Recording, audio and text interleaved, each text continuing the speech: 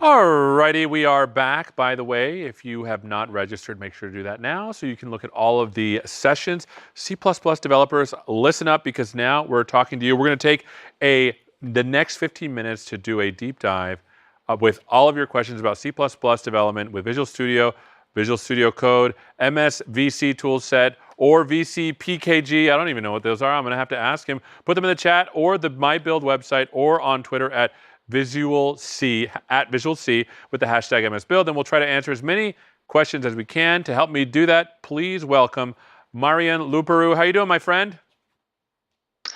Hello, Seth. How are you doing? It is good to see you. Doing great, thanks. So look, I'm going to start like seriously because, and I know you can help me. I had the most horrible experience with C++ in grad school, or was undergrad. I had to write a Minimax algorithm, and my professor was checking for memory leaks. And that was like one of the few assignments that I failed. And ever since then, I've been terrified of C++. Why should people take another look at it now? People should definitely take another look at it, and you should take another look at it, take another stab at implementing that algorithm. In recent times, C++ 11, 14, 17 have added a lot more modern constructs to C++. It's a lot easier to express concepts that probably in the past we had to learn. As you said, and I learned C++ when there was no C++ 11. But nowadays there's so much more information out there available to learn. Academia it still needs to catch up, but there is still so much more training out there. So many people in the community taking the lead to write great articles, and many C++ conferences making their sessions available online for free. This is a great time to learn C++. This is a great time to write code in C++. And I'll say this: the number of C++ developers today has grown significantly from 5 or 6 years ago. We estimate we're in the range of 5.5, 5.6 million C++ developers nowadays. And this is great for everybody. It does create a lot of pressure, good pressure, for C++ toolset vendors to support the latest standards, though. That is true. So for all of you that have C++ questions, make sure to get them in right now. We want to ask him. I'm going to ask him a bunch of questions, but I'd rather ask your questions. Let's start with the first, Marian. Which announcements were the most interesting for you at Build? It feels like it's been a constant drum roll as a soundtrack for every session that I've been part of, like with a cymbal at the end when the speaker drops a new announcement. Look, in the Visual Studio team, we work on a lot of cool things for C++ devs, and work closely with many partners, teams across Microsoft. But what's great about Build is that a lot of these things come together, and it's really exciting. And it has been really great listening to the keynote. Has been really great listening to the sessions. Even the self-driving car bit before our chat has been great, and that was amazing. It has been quite exhausting, to be honest, for this full marathon to keep up with all the announcements. I have a list of really cool things that I think are exciting for C++ devs. But I'm curious, how are you holding up with all this excitement and exhaustion? This is great. I mean, I get to learn a lot of stuff. Donna gets to make fun of me, which I'm used to, and I get to make fun of her, which is even better. But you said earlier, and this was interesting to me, C++ to me, for some reason, I've always thought of it as the old language, but there's quite a bit of new things in the language, and there's quite a bit of things that we're supporting in the tooling. Can you talk about those things? Yeah, and that's something true, that there's a lot of code, C++ code out there that's been there for 20, 30 years. And the beauty of C++, one of the beauties of C++ is that code still compiles today. You can make it work, and if it's okay with you, you can leave it as is. You don't have to change it. But there's a big opportunity to spend time modernizing your code. It can lead to simpler constructs, to improve readability, to faster performance, even more safety. And here, that's where tooling it's really important.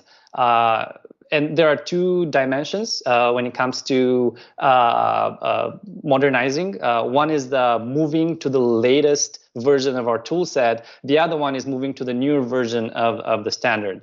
And Visual Studio 2019 allows you to get a lot of help with modernizing your code. Our recommendation for upgrading, it's very simple. You should try to be always on the latest toolset. Our team is working very hard at maintaining binary compatibility between the last 3 major versions of our compiler in order to make it as easy as possible to be on the latest. And there's a lot of benefit to be there with build throughput improvements, the state-of-the-art backend optimizations that lead to like better runtime performance.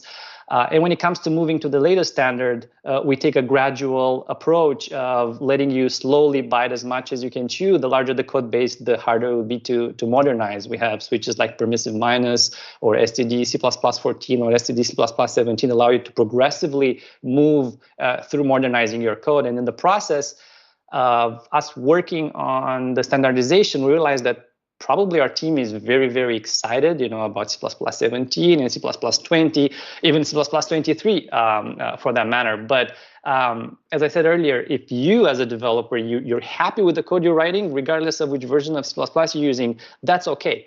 And if you do want to modernize it, you're not going to like drop everything that you're doing and go and rewrite, millions of lines of code, or how many do you have? That realization made us change the way we're bringing this information to you, helpers for modernizing.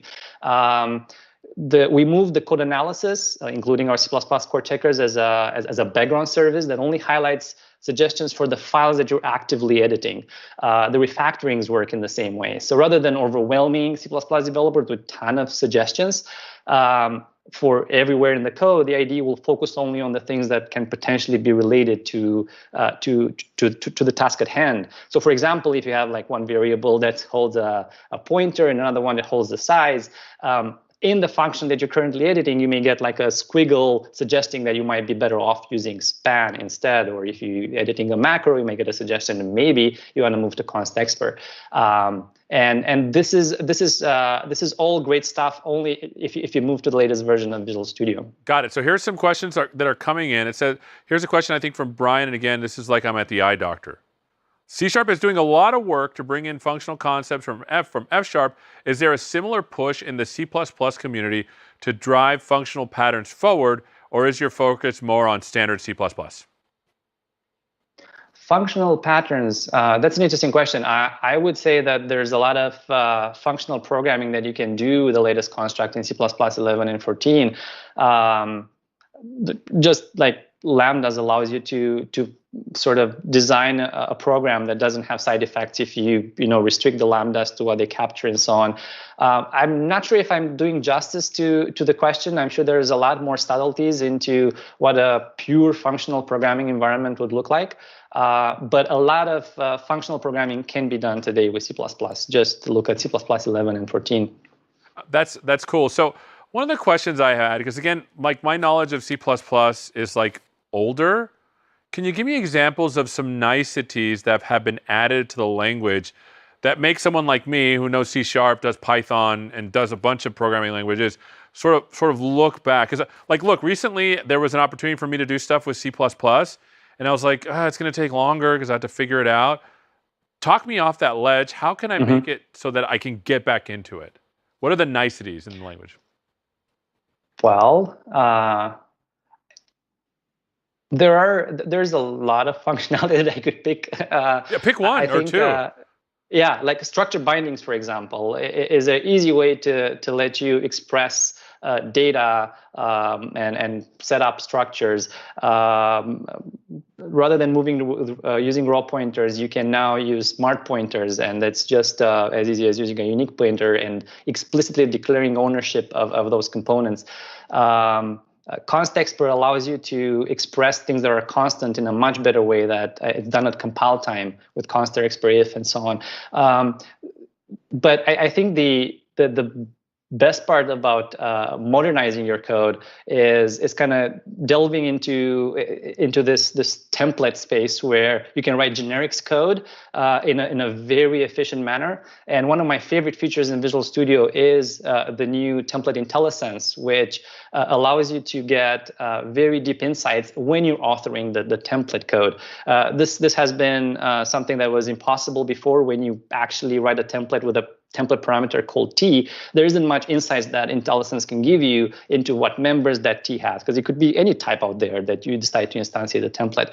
And Visual Studio allows you to pick a certain number of types from your existing implementation that you can pretend that you're instantiating the template with, and then inside the body of the template, you can get a lot of IntelliSense, a lot of member parameter help, and building, basically, once you enable this functionality, you get the whole value of the design time experience that Visual Studio has with IntelliCode, which is our AI-based engine that pulls out what are the most relevant members of the types you're using and help you code, and all the go-to-definition functionality and so on, which in the past, like basically templates were sort of a black box for C++ developers. See, I need to get back into it. I literally, like, I've always wanted to be like, I'm going to go, because a lot of the stuff that I work with, basically the bottom of it is written in C++, like, or C, right? Well, C++ mostly.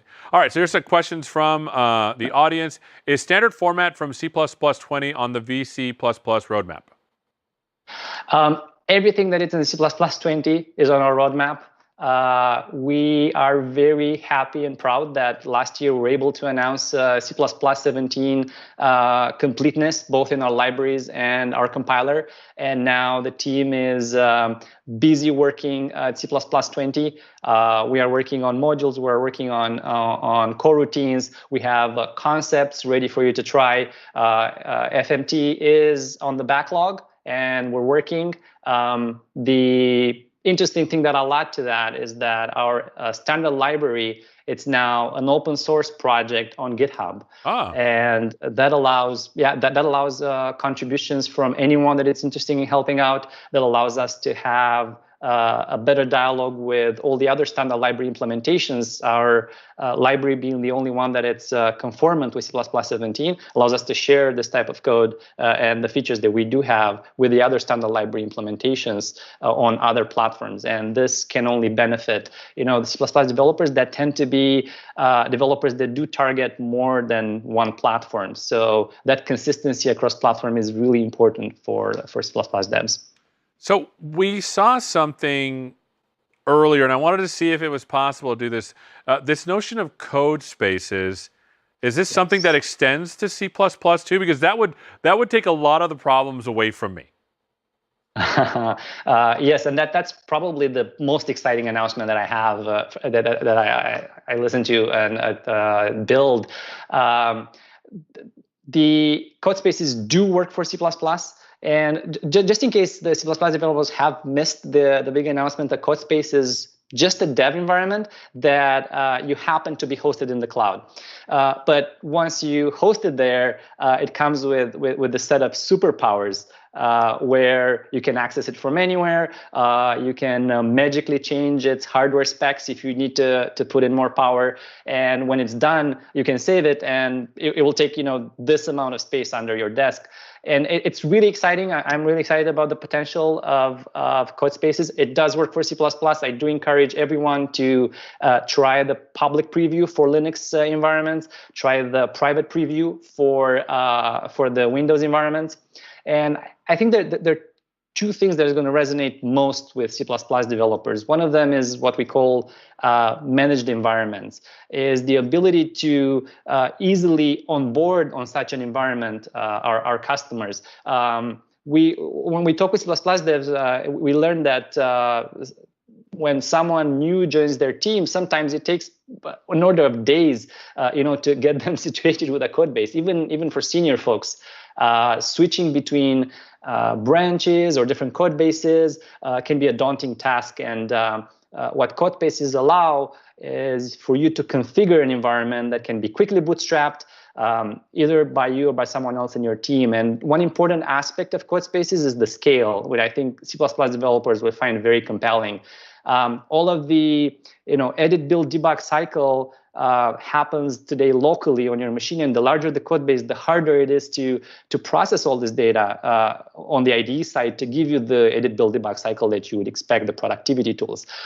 With Codespaces, this processing will not happen anymore on the laptop, and you can take, it's not just the build that's going to happen remotely, but cool. even the complicated IntelliSense operations that are happening locally, the debug time heavy lifting happening, and I'm so glad that's not going to happen on my laptop anymore, because now with all of us working from home, it's I don't have that big beefy machine under my desk anymore. I'm a huge fan of this. If I get started with C++ quickly and you can tell me how to do it, I would love that.